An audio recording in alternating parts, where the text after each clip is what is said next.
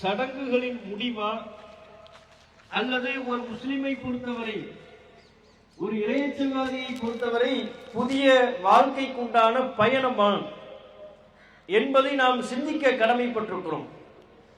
முஸ்லிம்களில் பலரினுடைய மனநிலை பெருநாள் திடலுக்கு வந்து அமர்ந்து விட்டால், பெருநாள் தொழுகையை நிறைவேற்றி முடித்து விட்டால் தலையில் இருக்கக்கூடிய ஏதோ ஒரு பாரத்தை இறக்கி வைத்ததை போல் உணரக்கூடிய ஒரு நிலை இருக்கிறது.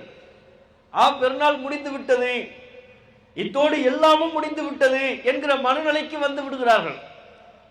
பெருநாள் தொழுகையை நிறைவேற்றி விட்டு திடலை விட்டு வெளியே சென்று விட்டால் இனி நமக்கு எந்த விதமான கட்டுப்பாடுகளும் இல்லை, இனி நம்மின் மீது எந்த விதமான கண்காணிப்புகளும் இல்லை என்பன போன்ற அறியாமை சிந்தனைகளில் பல முஸ்லிம்கள் இருப்பதை பார்க்கிறோம். ஆனால் உண்மையில் நோன்பின் மூலம் பயிற்சி பெற்ற ஒரு முஸ்லிமை பொறுத்தவரை அவனுடைய வாழ்க்கையின் பயணம் பெருநாள் தொழுகையை நிறைவேற்றிய திடலோடு முடிந்து விடுவதில்லை. அதற்கு பிறகு ஒரு புதிய பயணத்திற்கு அவன் தயாராகிறான். இந்த ஒரு மாத காலமும் அல்லாஹ் ரப்பல் ஆலமீன் நம்மை எப்படி கண்காணித்துக் கொண்டிருந்தானோ, நம்முடைய செயல்பாடுகளை எப்படி கண்காணித்துக் கொண்டிருந்தானோ, நம்முடைய வணக்க வழிபாடுகளை இறைவன் எவ்வாறு கண்காணித்துக் கொண்டிருந்தானோ, அதுபோல என்னுடைய மரணம் வரை அல்லாஹ்வின் கண்காணிப்பு என் மீது தொடர்கிறது.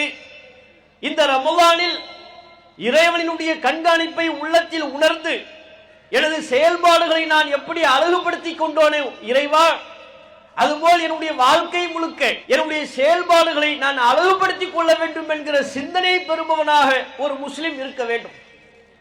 நோன்பின் பிரதானமான நோக்கம் என்ன? நாம் அனைவரும் நன்கு அறிவோம். அல்லாஹ்வின் அச்சத்தை உளமாற உள ரீதியாக உணர்வது. இறையச்சத்தை உணர்வது என்றால் என்ன? இறையச்சம் என்பது ரமலானில் மட்டும் தொடர்புடைய ஒரு அம்சமா? இறையச்சம் என்பது பள்ளிவாசலோடு முடிந்துவிடக்கூடிய ஒரு அம்சமா? இறையச்சம் என்பது இரவு தொழுகையோடு முடிந்துவிடக்கூடிய அம்சமா? நன்றாக புரிந்து கொள்ள வேண்டும். இறையச்சம் என்பது நோன்பில் மட்டும் இல்லை. தக்குவா என்பது இரவு தொழுகையில் மட்டும் இல்லை. தக்குவா என்பது பள்ளிவாசலோடு முடிந்துவிடக்கூடிய அம்சம் அல்ல. அந்த இறையச்சம் நம்முடைய வாழ்வின் ஒவ்வொரு நொடியிலும் அடங்கி இருக்கிறது. நம்முடைய குடும்பத்தில் இருக்க வேண்டிய அம்சம், நாம் வேலை பார்க்க வேண்டிய இடத்தில், நாம் எங்கே பணிபுரிந்து கொண்டிருக்கிறோமோ அங்கும் இறையச்சம் நம்மிடம் இருக்க வேண்டும். நம்முடைய நண்பர்களுக்கு மத்தியில் அந்த இறையச்சத்தை நாம் கடைபிடிக்க வேண்டும். சொந்த பந்தங்களுக்கு மத்தியிலே, வியாபாரத்திலே என்று எல்லா விதமான தருணங்களிலும் ஒரு முஸ்லிம் அல்லாஹ்வுடைய அச்சத்தை உள்ளத்தில் ஏந்தி அதன் வழி இறைவனினுடைய கட்டளைக்கு கட்டுப்பட்டு தம்முடைய செயல்பாடுகளை வெளிப்படுத்துவதுதான் உண்மையான இறையச்சம். இறையச்சம் என்பது ரமலானோடு முடிந்துவிடக்கூடியதல்ல. நம்முடைய இறுதி மூச்சு எப்போது நிற்கிறதோ அப்போது வரை இந்த இறையச்சம் நம்மிடையே தொடர வேண்டும். அப்படி இந்த இறையச்சம் இல்லை என்றால், இறையச்சத்தை உள்வாங்கிக் கொண்டு நம்முடைய வாழ்வை நாம் சரிப்படுத்திக் கொள்ளவில்லை என்றால், ரமலானில் நாம் நம்முடைய செயல்பாடுகளை வைத்து மாத்திரம் அல்லாஹ் நம்மை முடிவு செய்வதில்லை. அதை நாம் அனைவரும் புரிந்து கொள்ள வேண்டும். அல்லாஹ்விடத்தில் நமக்கான மார்க் என்பது ரமலானில் நாம் எப்படி செயல்படுகிறோம் அதை பொறுத்தால். இந்த அடியார் ரமலான் மாதம் முழுக்க பட்டினி கிடந்தார், ரமலான் முழுக்க பள்ளிவாசலே கதி என்று கிடந்தார், ரமலான் முழுக்க கால்கள் வீங்கும் அளவுக்கு இரவு தொழுகையை நிறைவேற்றினார், கண்கள் எல்லாம் சிவக்கும் அளவிற்கு இரவு தூக்கத்தை விட்டொழித்து விட்டார். ரமலானில் நாம் சிறப்பாக செயல்படுத்தியதை பார்த்து அல்லாஹ் ஏமாந்து போவான? நமக்கான மார்க் என்பது ரமலானில் மட்டுமா? இல்லை. நம்முடைய ஒட்டுமொத்த வாழ்க்கையின் பிரதிபலிப்பை பார்த்து அல்லாஹ் ரப்பல் ஆலமீன் நமக்கு மார்க் போடுகிறான். நோன்பாளிகளுக்கு எச்சரிக்கை ஊட்டக்கூடிய 2 செய்திகள் நபிகள் நாயகம் ஸல்லல்லாஹு அலைஹி வஸல்லம் அவர்கள் நாளை மறுமை நாளிலே நிகழும் என்று நமக்கு சொன்ன 2 நபிமொழிகள் இங்கே அமர்ந்திருக்கக்கூடிய ஒவ்வொரு நோன்பாளிகளுக்கும் மிகப்பெரிய கலக்கத்தையும் உள்ளபடியே மிகப்பெரிய அச்சத்தையும் ஏற்படுத்தக்கூடிய செய்தி. என்னவது? நபிகள் நாயகம் ஸல்லல்லாஹு அலைஹி வஸல்லம் அவர்கள் சொன்னார்கள், லா அலமன்ன அக்வாம மின் உம்மத்தி, என்னுடைய சமூகத்தில் ஒரு கூட்டத்தை நான் நன்கு அறிவேன், யஅதூன யௌமல் கியாமத்தி பிஹஸனாத்தின், நாளை மறுமை நாளிலே மிக பெரும் நன்மைகளை கொண்டு வருவார். எப்படிப்பட்ட நன்மைகள்? கம்சாலி ஜிபாலி திஹாமா, திஹாமா என்கிற மலை தொடர்ச்சி எவ்வளவு நீண்டதோ, அந்த மலை எவ்வளவு பிரம்மாண்டமானதோ, அதற்கு சற்றும் குறைவில்லாமல் அவ்வளவு மலை போல் குவித்துக் கொண்டு நன்மைகளை கொண்டு வருவார். அல்லாஹ்விடத்தில் நாளை மறுமை நாளில் சில அடியார்கள் வருவார்களாம்.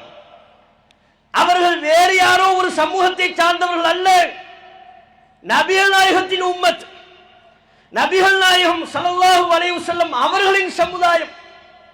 மலை போல் நன்மை என்றால் மலை போல் தொழுகையை கொண்டு வருவார், நோன்புகளை கொண்டு வருவார், ஜக்காத்துகளை, தான தர்மங்களை, ரிக்ருகளை, தஸ்பீகளை, அவர் ஓதிய எண்ணற்ற குர்ஆன் ஓதுதல்களை, அனைத்து நன்மைகளும் வரும். மலை போல் நன்மை. நபிகள் நாயகம் ஸல்லல்லாஹு அலைஹி வஸல்லம் அவர்கள் அதற்கு பிறகுதான் அந்த எச்சரிக்கையை நமக்கு வழங்குகிறார்கள். அல்லாஹ்விடத்தில் அத்தகைய நன்மைகளை கொண்டு வருவார். ஆனால் ஃபயஜஅலுஹுல்லாஹு ஹபாஅம் மன்சூரா, அல்லாஹ் அவற்றை காற்றில் பறக்கக்கூடிய புழுதியாக ஊதி தள்ளி விடுவான், ஒன்றும் இல்லாமல் ஆக்கிடுவான். மலை போல் தொழுகை அல்லாஹ் ஃபூ என்று ஊதி தள்ளி விடுவான். மலை போல் நோன்பு அல்லாஹ் ஒன்றும் இல்லாமல் காற்றில் பறக்கக்கூடிய புழுதியாக ஆக்கி விடுவான். நபிகள் நாயகம் ஸல்லல்லாஹு அலைஹி வஸல்லம் அவர்கள் இந்த எச்சரிக்கையை வழங்குகின்ற பொழுது இந்த செய்தியை கேட்கின்ற சஹாபாக்கள் உள்ளம் பதைபதைக்கிறார்கள். நமக்கு எப்படி அச்சத்தை உண்டாக்குகிறதோ அதை விட பன்மடங்கு அதிகமான அச்சத்தை நபித்தோழர்கள் பெற்றார்கள், நபிகள் நாயகத்திடம் வெளிப்படுத்தினார்கள். அப்படியா? காபு வ ஹஸிரு, அல்லாஹ்வின் தூதரே, அப்படி என்றால் அவர்கள் நஷ்டமடைந்து விட்டார்கள். அதைவிட பெரும் நஷ்டம் வேறு ஒன்றும் இல்லை. ஏன்? அவ்வளவு நோன்பை அல்லாஹ் ஊதி தள்ளிவிட்டான் என்றால், அவ்வளவு தொழுகைகளை அல்லாஹ் ஏற்றுக்கொள்ளாமல் புழுதியாக பறக்க செய்து விட்டான் என்றால் அது நஷ்டம் இல்லையா? இந்த உலகத்திலே நாம் சந்திக்கின்ற எத்தனையோ நஷ்டங்களை விட, பொருளாதார இழப்புகளை விட, நாளை மறுமை நாளில் நமக்கு பலனளிக்கக்கூடிய இந்த வணக்க வழிபாடுகளை இழப்பது பெரும் நஷ்டம், ஈடுகட்டவே முடியாத நஷ்டம். அதை நபித்தோழர்கள் நன்கு உணர்ந்திருந்தார்கள். ஆகவேதான் சொன்னார்கள், அப்படி என்றால் அவர்கள் நஷ்டவாளிகள். சிஃப்ஹும் லனா யா ரசூலல்லாஹ், அல்லாஹ்வின் தூதரே, அவர்கள் யார்? அந்த நஷ்டவாளிகள் யார் என்பதை எங்களுக்கு சொல்லுங்கள். ஏன்? அல்லா நகூன மின்ஹும், அந்த நஷ்டவாளிகளாக நாங்கள் ஆகிவிடக் கூடாது, அந்த பட்டியலில் எங்கள் பெயர் இடம்பெற்று விடக்கூடாது, அந்த வரிசையில் நாங்கள் சேர்ந்து விடக்கூடாது. அவர்கள் யார் அல்லாஹ்வின் தூதரே? அந்த கை செய்தவான்கள் யார்? அந்த இழப்புக்குரியவர்கள் யார்? எங்களுக்கு தெளிவுபடுத்துங்கள் என்று நபிகள் நாயகம் ஸல்லல்லாஹு அலைஹி வஸல்லம் அவர்களிடம் நபித்தோழர்கள் கேட்டார்கள். நபித்தோழர்கள் சொன்னார்கள், அவர்கள் வேறு யாரும் அல்ல, உங்கள் தோழர்கள், உங்களில் இருந்தே வருபவர்கள். நபிகள் நாயகம் மீண்டும் தன்னுடைய உம்மத்து தான் என்பதை நிலைநாட்டுகிறார்கள். வேறு சமூகத்தை சார்ந்தவர்கள் அல்ல, உங்கள் சமூகத்தை, என்னது உம்மத்தை சார்ந்தவர்கள், உங்கள் சகோதரர்கள்.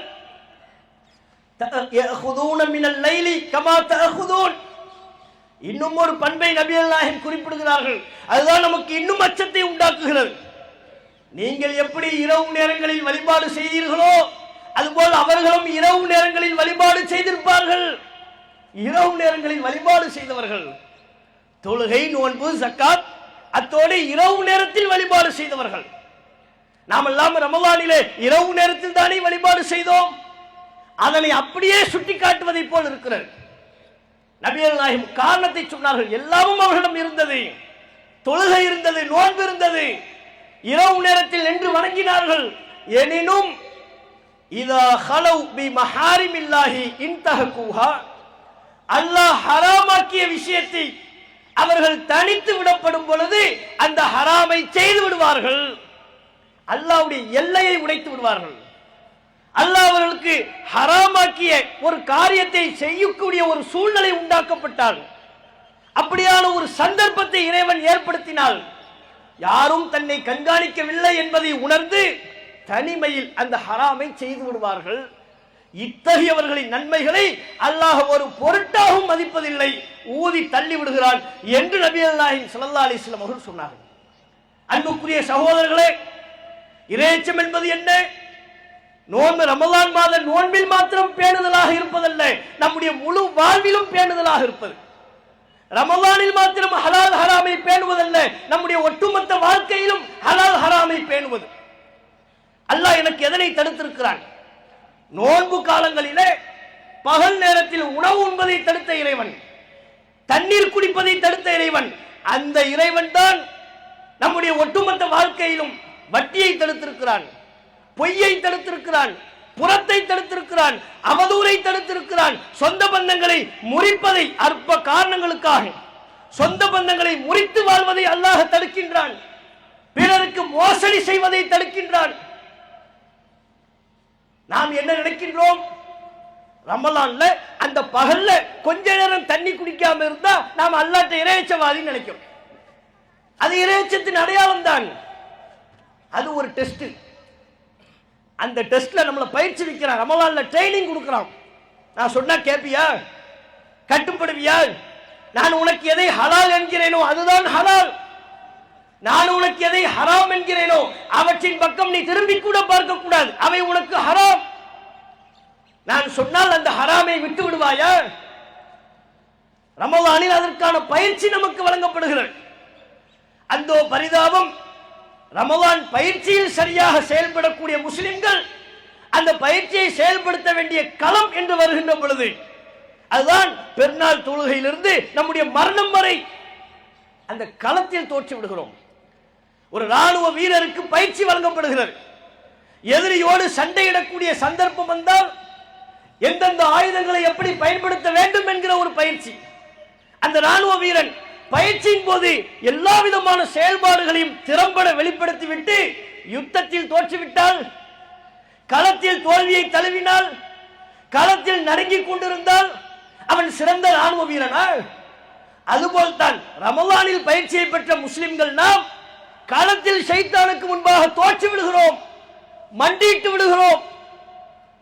அவன் நம்மை களத்தில் தோற்பதற்கு பெரிய முயற்சிகளை மேற்கொள்வதில்லை. திடலை விட்டு வெளியே செல்கின்ற பொழுதே நம்மை கட்டி அணைத்துக் கொள்கிறான்.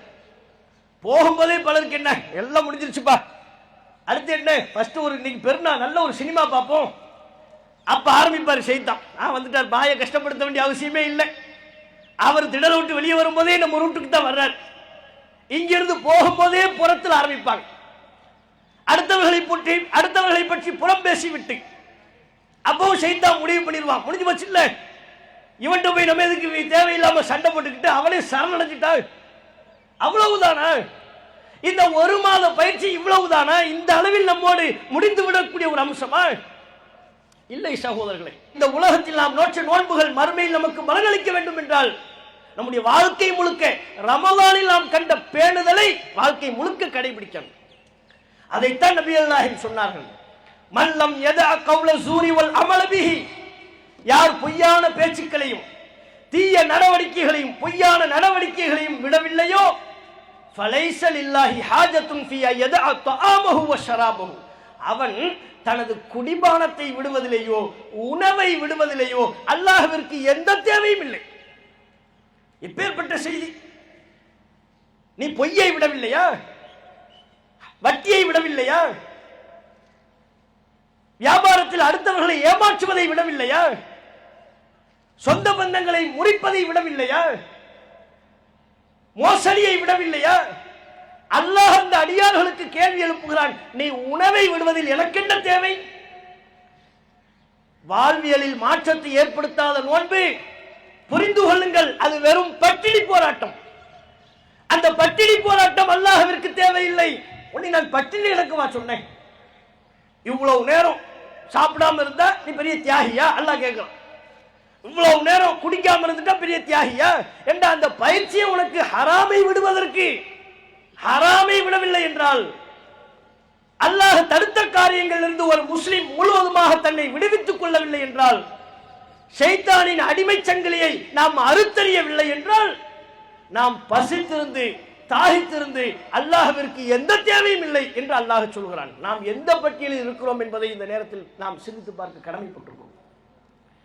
அல்லாஹ்வின் தூதர் சொன்ன மற்றும் ஒரு எச்சரிக்கைக்குரிய இரண்டாவது செய்தி, அதுவும் நோன்பாளிகளுக்கு கலக்கத்தை உண்டாக்குகிற செய்தி, பல நேரங்களில் நாம் செவிமடுத்த செய்தி. நபிகள் நாயகம் சொன்னார்கள், நாளை மறுமை நாளில் ஒரு அடியான் யஅதி யௌமல் கியாமத்தி பி ஸலாத்தின் வ ஸியாமின் வ ஸகாத்தின், தொழுகையோடு வருவார், நோன்போடு வருவார், ஜக்காத்து கொடுத்த நிலையில் வருவார். ஆனால் அவரை பற்றி அல்லாஹ்விடத்தில் புகார் சொல்லப்படும். அது சத்தமஹாதா வ அக்கல மாலஹாதா வ ஸஃபக தமஹாதா, இறைவா இந்த அடியான் என்னை திட்டினான், எனது பொருளாதாரத்தை அபகரித்துக் கொண்டான், இன்னாரின் ரத்தத்தை ஓட்டினான், இவர் விஷயத்தில் அவதூறு கூறினான். புகார் வரும். யார் அவரு? நோன்பாளி, நோம்போடு வர்றார். தொழுகையாளி, தொழுகையோடு வருகிறார். ஜக்காத்து தான தர்மங்கள், தம்முடைய பொருளாதாரத்தை நன்மையான காரியங்களில் வாரி வழங்கியவர், அவற்றோடு வருகிறார். அவரை பற்றித்தான் புகார். அந்த தொழுகையாளியை பற்றி, அந்த நோன்பாளியை பற்றி, அந்த செல்வந்தரை பற்றித்தான் புகார். இறைவா இவன் என்னை திட்டினான், இவன் என் விஷயத்தில் அவதூறு கூறினான், எனது மனதை புண்படுத்தும்படி இவன் நடந்து கொண்டான், எனது மானத்தை பொதுவெளியில் பகிரங்கப்படுத்தி என்னை கேவலப்படுத்தினான், இன்னாரின் ரத்தத்தை ஓட்டினான். இதுவெல்லாம் புகார். இந்த புகாருக்கு மறுமை நாளில் அல்லாஹ் எப்படி கணக்கு தீர்க்கிறான்? அப்படியா, உன் நோன்பு கொண்டா, யாரை திட்டின? இந்த நபரையா? உன்னுடைய நோன்பு முழுவதும் அவருக்கு, உன்னுடைய தர்மம் முழுவதும் அவருக்கு, உன்னுடைய தொழுகை முழுவதும் நீ யாரை திட்டினாயோ, யாரை பற்றி அவதூறு கூறினாயோ அவருக்கு, யாரை ஏமாற்றினாயோ, யாருடைய பொருளாதாரத்தை தவறான முறையில் சம்பாதித்துக் கொண்டாயோ அவருக்கு. கடைசியில் அவருடைய நிலை என்ன? நபிகள் நாயகம் சொன்னார்கள், அவரிடத்தில் எந்த நன்மையும் இல்லாமல் போய் தீமைகள், அடுத்தவர் செய்த தீமைகள் சுமத்தப்பட்டு சும்மா துரிஹ பின்னார், அவர் நரகில் தூக்கி வீசப்படுவார் என்று நபிகள் நாயகம் சொன்னார்கள். அன்புக்குரியவர்களே, நாம் நோக்கிற நோன்பு யாருக்கானது? நமக்கானதா?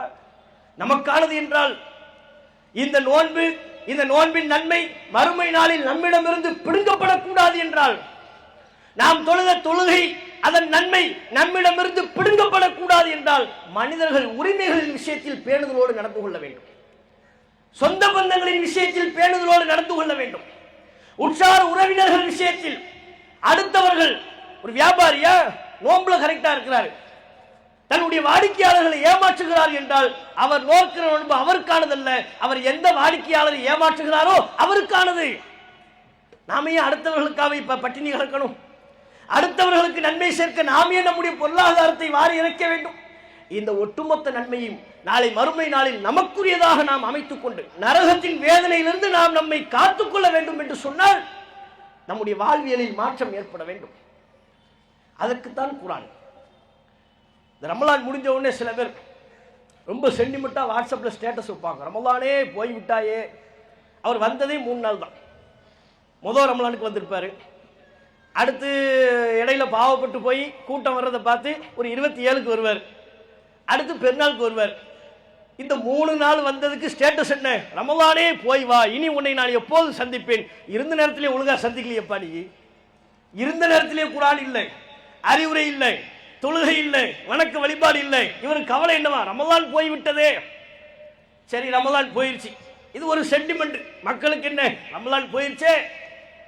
ரமலான்ல சரியா இருந்தவர்களுக்கு கூட அந்த கவலை வரும். நீங்க யோசிச்சு பாருங்க, ரமலான் தானே சென்றது, ரமலான் செல்கிறது என்பதில் நமக்கு என்ன கவலை? ஷைத்தானிடமிருந்து நம்மை கட்டுப்படுத்தி நம்முடைய கரம் பற்றி சரியான வழியில் அழைத்து சென்ற ரமலான் நம்மை விட்டும் பிரிந்து விட்டதே, அதான கவலை. ஆனால் உண்மையில் ஷைத்தானிடமிருந்து நமக்கு கிடைக்கக்கூடிய பாதுகாப்பு ரமலான் என்கிற மாதத்தினால் அல்ல, அந்த மாதத்தில் வழங்கப்பட்ட திருக்குர்ஆன் மூலம்.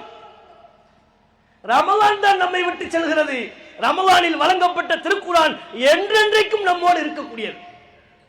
அந்த குர்ஆனோடு நீங்கள் நெருக்கமான தொடர்பை ஏற்படுத்திக் கொள்வீர்களே ஆனால், அந்த குர்ஆனை நம்முடைய வாழ்வியலாக நாம் ஆக்கிக் கொள்வோமே ஆனால், எந்த ஷைத்தானை பற்றியும் நாம் அஞ்ச வேண்டிய கவலை இல்லை. அதைத்தான் நபிகள் நாயகம் சொன்னார்கள், இக்ரஊ அல் குர்ஆன், குர்ஆனை ஓதி வாருங்கள், ஃபஇன்னஹு யாதி யௌமல் கியாமத்தி ஷஃபீஅன் லி அஸ்ஹாபிஹி. நாளை மறுமை நாளில் இந்த குர்ஆன் அதனை ஓதியவருக்காக, அதன் வழி நடந்தவருக்காக மறுமை நாளில் பரிந்துரை பேசும். உங்கள் வீடுகளில் பக்ராவை ஓதுங்கள். ஏன்? فإن الشيطان تنفر من البيوت الذي تقرأ فيه سورة البقرة.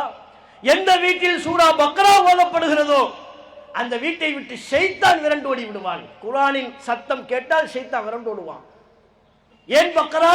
அதில் ஷைத்தானிடமிருந்து நம்மை தற்காத்துக் கொள்வதற்கான அத்தனை வழிமுறைகளும் சொல்லப்படுகிறது.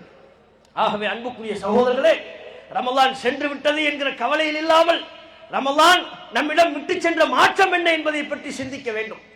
என்றென்றைக்கும் அல்லாஹ் நமக்கு வழங்கி இருக்கிற திருக்குர்ஆன் நம்மோடு இருக்கிறது. அந்த குர்ஆன் வழி நடந்து நம்முடைய வாழ்வை நாம் செதுக்கிக் கொள்ள வேண்டும். அதுதான் இந்த ரமலானில் நாம் பெறுகிற தலையாய முதன்மையான சிந்தனை. இன்றைக்குள்ள காலகட்டத்திலே நம்மை சுற்றிலும் ஏராளமான வெறுப்பு பேச்சுக்கள். முஸ்லிம்கள் என்றால் இப்படித்தான், முஸ்லிம்கள் என்றால் பயங்கரவாதிகள், முஸ்லிம்கள் என்றால் மோசமானவர்கள் என்பதான தவறான சித்தரிப்புகள் தொடர்ச்சியாக சங்க பரிவார அமைப்புகளால் செய்யப்படுகிறது. அதற்கென்று சினிமா படங்களை தயாரித்து இயக்கிக் கொண்டே இருக்கிறார்கள், வெளியிட்டுக் கொண்டே இருக்கிறார்கள்.